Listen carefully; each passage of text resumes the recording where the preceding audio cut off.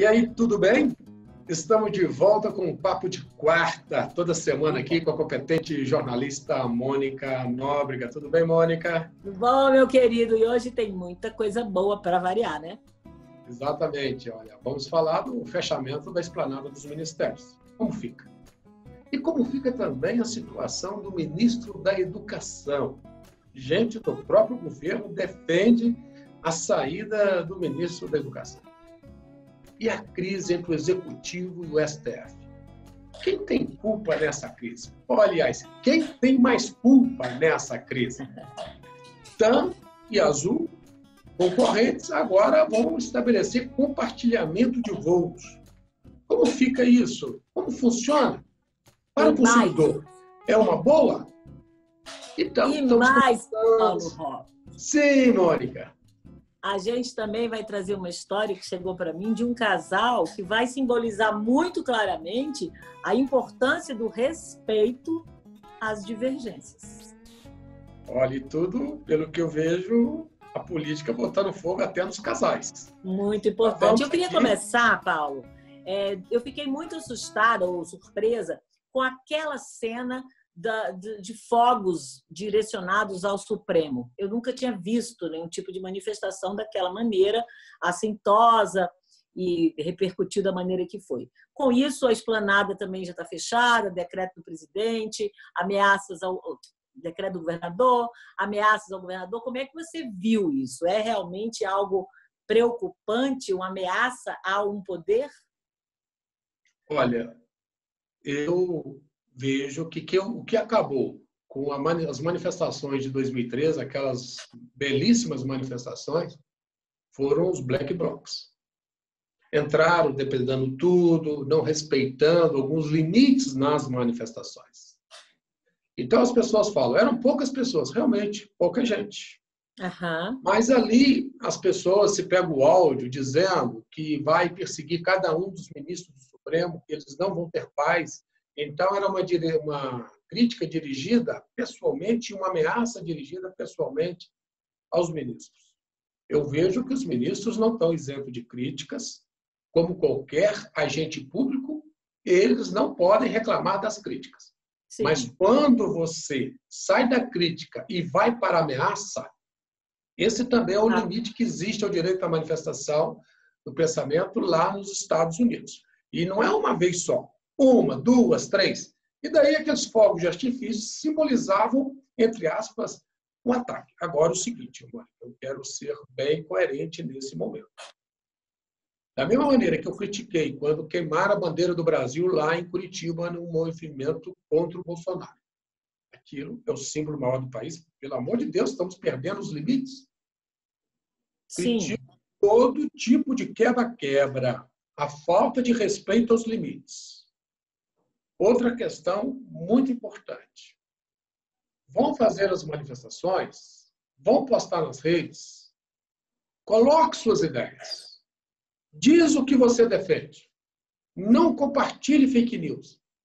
E se alguém que você está numa linha que você está apoiando, seja apoiando o presidente Bolsonaro ou apoiando o movimento contrário ao presidente Bolsonaro, não participe de atos que quebrem os limites. Então, o governador Ibanez agiu muito corretamente em determinar que você pode até fazer uma manifestação, desde que oficialmente comunicada. Veja, esse decreto, na verdade, já tinha um decreto aqui anteriormente, dizendo que não é só aqui no Distrito Federal, toda manifestação, em qualquer lugar do mundo, até para... Por que você precisa comunicar às autoridades de segurança pública? Por uma razão muito simples. Elas têm que disponibilizar aparato de segurança necessário para proteger os próprios manifestantes.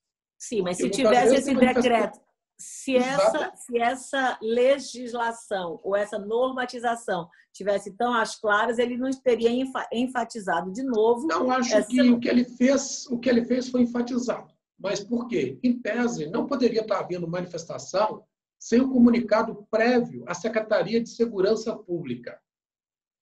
E o decreto fala numa autorização. Eu tenho dúvidas sobre a questão da legalidade da autorização, porque a manifestação é um direito de todos. Deve haver uma compatibilidade para evitar a questão de segurança se dois grupos vão se encontrar no mesmo lugar dois grupos defendendo ideias opostas. Mas eu vejo que, para a segurança de todo mundo, eu vejo que foi um limite claro levantado pelo governador. Ele disse: o presidente é presidente do Brasil, mas eu sou governador do Distrito Federal. E, nesse caso, eu tenho que colocar os limites. Os limites pensando o quê? Questão de aglomeração, limites também a questão da segurança pública. Aí, Paulo, você estava falando de limites e estava falando também, eu falei da postura do governador, que ele, inclusive, o governo do Distrito Federal multou o ministro da Educação por não usar máscara. O que você achou disso, Mônica? Eu achei corretíssimo. Por que ele não vai ser multado e eu serei se eu estiver sem máscara? E acho que era uma aglomeração, é mais um momento de reforçar, o gestor reforçar a importância, a seriedade que temos que levar sobre a questão da Covid. E acho que o ministro da Educação ele era um cidadão, ele não está livre desse tipo. Agora, eu acho que ele está... Agora, isso aí, o presidente também vai sem máscara para as manifestações. Ué, mas tem que ser multado também, na minha opinião. E eu acho que muito mais do que a multa, sabe? A multa é uma questão, assim, além do educativo, vamos dizer assim, mas eu acho que mais do que a multa, a pessoa, o gestor, a figura pública que age dessa maneira, ela está agindo negativamente contra a sua própria imagem de homem público. Então, é um ônus que ele está aferindo à sua figura pública que pode custar caro. E aí eu queria saber de você exatamente como é que está essa questão do Weintraub, aí que briga é essa? Os filhos do Bolsonaro querem mantê-lo, o outro lado não quer, ele envolvido nessa questão das investigações das fake news, ou seja, ministro da Educação com fake news, são coisas que não combinam, né?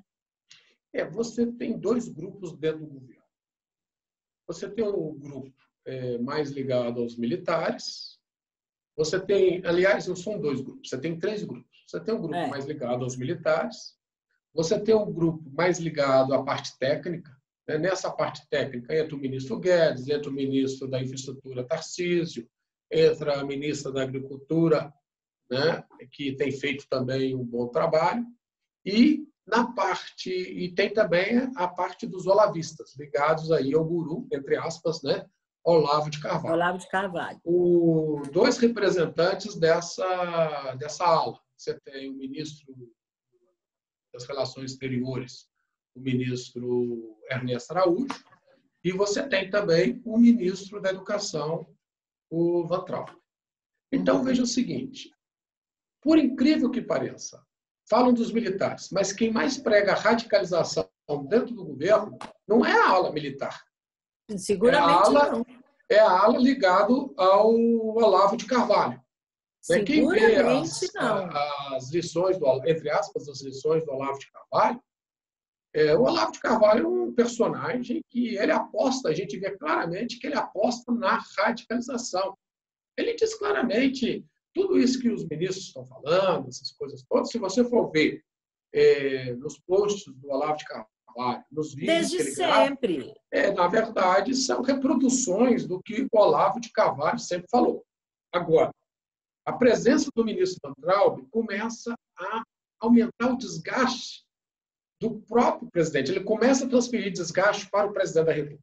Exatamente. Que já tem os seus gerados por tantas manifestações. Agora, o seguinte, ele está dizendo mais ou menos o seguinte, olha, já dizem que eu falo demais, até meus aliados me criticam. Agora, eu não tenho que suportar as suas falas extemporâneas. Então, é o seguinte, aqui não tem lugar para dois, criando polêmica o tempo todo. Só tem lugar para um, que sou eu. Então, é o seguinte, melhor, então, que você se afaste. Muita gente aposta nesse afastamento. Porque esse afastamento ajudaria a melhorar a relação com o Supremo Tribunal Federal. Mas eu tenho minhas dúvidas se ele será mesmo afastado, porque há um grupo dos olavistas que tem dois defensores muito fortes, que tem três defensores muito fortes, melhor dizendo, que são os filhos do presidente Bolsonaro. Então, acho que nesse sentido é uma queda de braço. Os militares, de um lado, que não gostam do Olavo de Carvalho, por isso estão bem com simpatia a saída do Weintraub, e, por outro lado, os olavistas. A parte técnica, para a parte técnica, não é bom tanta polêmica. Até o ministro Paulo Guedes não gosta, porque isso acaba atrapalhando todos os projetos, né? Antes da gente finalizar com a fusão da Latam, eu queria conversar com você sobre a gente começou a nossa conversa aqui hoje falando sobre essa divergência política, grupos de pensamentos divergentes. E eu recebi uma mensagem, né, no meu direct do Instagram, um casal que está para se separar. Assim, estão já nas vias de fato. Imagine a guerra dentro desse momento, no isolamento, não se suportando mais por conta de lados políticos diferentes. Ele extremamente Bolsonaro e ela radicalmente contra Bolsonaro. E essa divergência de pensamento veio para dentro de casa, coisas que não vão combinar, essa guerra dentro da relação pessoal. Você pode pensar uma coisa, eu pensar outra, e nós convivermos harmonicamente usando uma palavra que muitas vezes a gente se esquece da importância, que é o respeito. Você não é mais ou menos do que eu porque é Bolsonaro ou não. Você tem seu pensamento, sua linha política, eu tenho a minha, ela tem a... Agora, jogar fora uma vida de relacionamento, uma história familiar, por conta do desrespeito à individualidade de pensamento de cada um, me parece, eu estou aqui dando um recado para eles, me parece algo insensato e que não leva a absolutamente nada, só um radicalismo cada vez maior em várias situações e esferas da vida deles pessoal. Então, eu queria deixar esse recado. Estão em vias de, e eu disse a eles que nessa quarta-feira eu daria essa minha opinião, que eu acho que eles devem exatamente repensar, porque em nenhum minuto me foi dito no texto a palavra respeito. É preciso respeitar, e se eu respeito, e se você me respeita, não vamos ficar trazendo à tona o mimimi disso, entendeu? Porque isso é infindável. Eu vou defender a vida inteira que eu gosto de tomar nessa caneca o meu café, e você vai defender que essa caneca não é apropriada para café. Então, a coisa é respeite o meu jeito, que eu respeito o seu. Respeite minha ideologia, que eu respeito a sua. Civilizadamente. É o que eu quero dizer para eles, e não jogar fora uma história de vida que eles construíram. Mônica, eu tenho visto isso que você relatou com muita tristeza. Eu vejo irmãos deixando de falar com irmãos. Eu sei. Eu vejo pais deixando de falar com filhos. Um é bolsonarista, o outro está mais ligado a uma ideia de centro, né? Não é PT, mas também não é Bolsonaro. Mesmo que aconteceu na época, né? Essa divisão PT-Bolsonaro, e isso eu vejo com tristeza. Por quê? Você tem na origem uma falha. Qual é a falha? Na democracia, nós não debatemos pessoas. É isso. Nós debatemos ideias. E ninguém está obrigado a ter a mesma ideia do outro. O pai não está obrigado a ter a mesma ideia do filho. O filho não está obrigado a ter a mesma ideia do pai. A mulher não está obrigada a ter a mesma ideia do marido e vice-versa. Agora, quando começa a debater pessoas, aí sim. Aí você não consegue estabelecer, porque pode estabelecer a conversa até o fim. Porque a conversa fica fulanizada. Então é o seguinte, o Bolsonaro vai passar.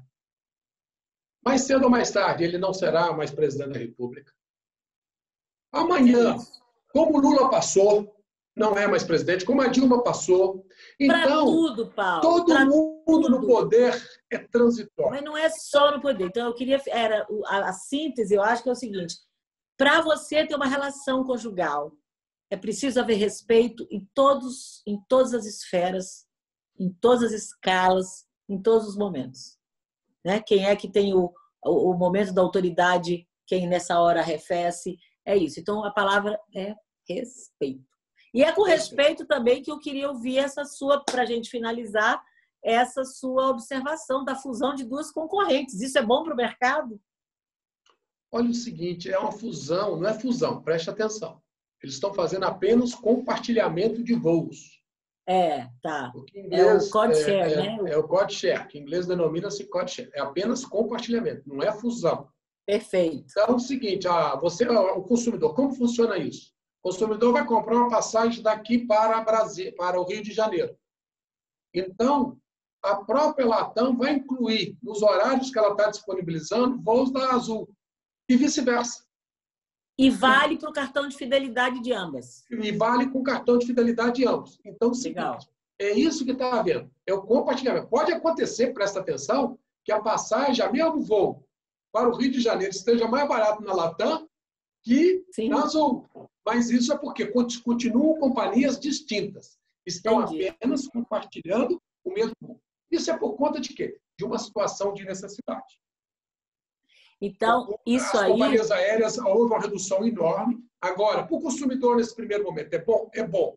Claro. O que ele mais quer é que volte a oferta dos voos, mas também as companhias não vão ofertar voos se tiverem os voos vazios. Então, isso, nesse primeiro momento, é bom para o consumidor. A médio prazo, eu tenho minhas dúvidas.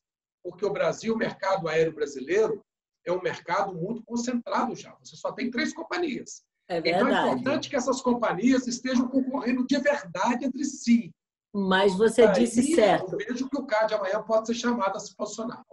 Mas você disse certo. Isso a médio prazo. Você está analisando como diria o Dorico Paraguaçu, o agoramente, né? O agoramente, Então, você abriu de uma maneira, eu queria fechar. Acho que as 2 palavras que a gente podia finalizar nosso encontro de hoje, nossa conversa de hoje, que eu aprendi com você.